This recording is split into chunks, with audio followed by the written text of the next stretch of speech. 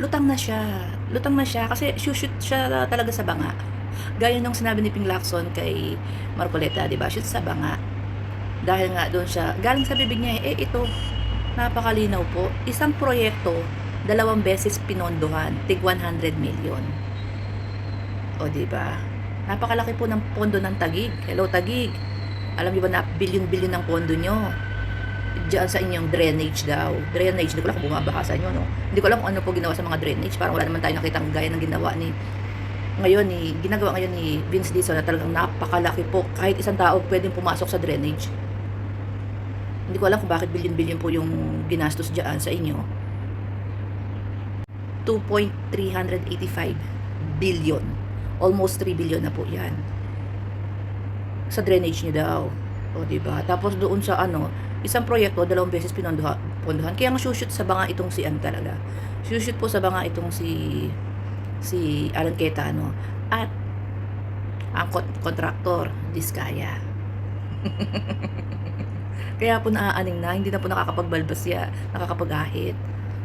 Aning na siya. Hindi pa po kasama dyan yung more than 6 billion dyan sa SEA Games noong 2019. Hindi siya nagalaw kasi nilinis agad ni Digong ang pangalan niya. Pero nandun po yung kaso, active po yung case. So ngayon po, bubulat-bulatin po yan.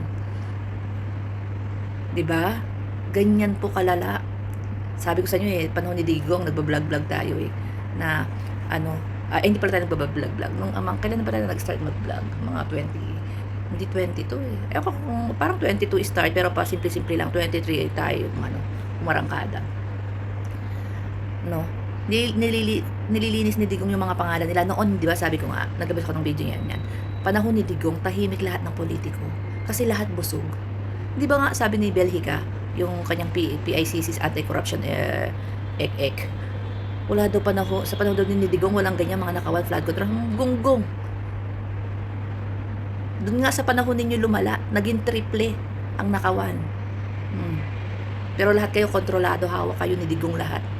Bawal mag-imbestiga, pili lamang, selective ang mga investigation. Kaya nga dyan itinumba si Andaya na nagbubulgar ng talamak na nakawan sa flood control. Diyan din pinatahimik si Manny Pacquiao, tinakot. Diyan din nagtumbahan yung 61 lawyers na kumukontra kay Digong. Hindi pa kasama ang EGK, Tokhang, War on Drugs, at kung ano-ano pa. Diba? Kaya aburidong-aburido na po itong tao na ito. Aburidong-aburido na po yan. Hindi na po alam kung paano niya lulusutan yung budget sa Taguig. 2.385 billion. Isasabay pa yan diyan yung SEA Games Center na talagang pinasok niya. Ipinasok siya ni Digong doon. Doon na po nagkapalpak-palpak. Doon po kung pumasok ang anomalya, isipin niyo bukang bibig ni Digong, wala tayong pera. Pero bilyon-bilyon ang pinasok po. Nagdagdag pa si Digong doon. Nagdagdag pa po. From his intelligence fund.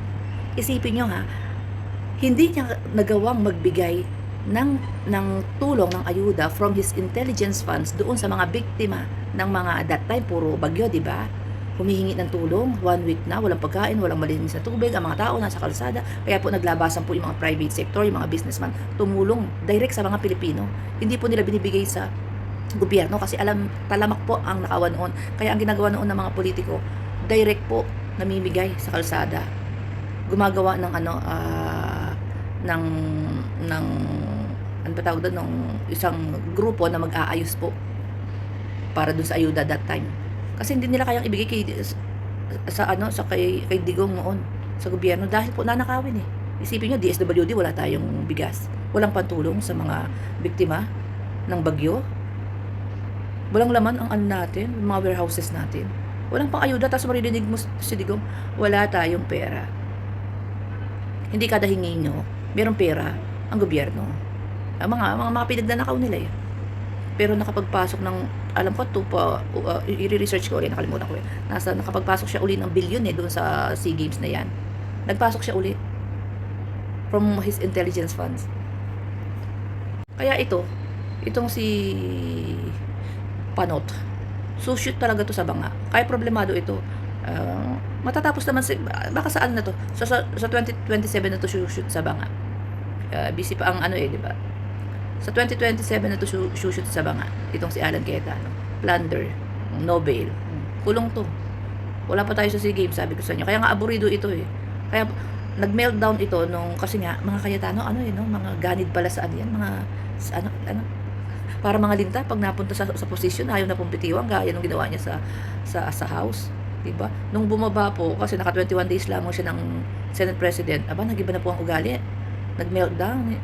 Hindi mo na makakausap ng ng budget no. Kaya wala nga daw kumakausap ngayon diyan Sabi ni ni Erwin Tulfo. Hindi na siya nakausap ng mga majority kasi iba na yung utak niya, takbo ng utak niya. Siyempre halo-halo pa yan tapos nga nabulgar na yung mga katiwalian.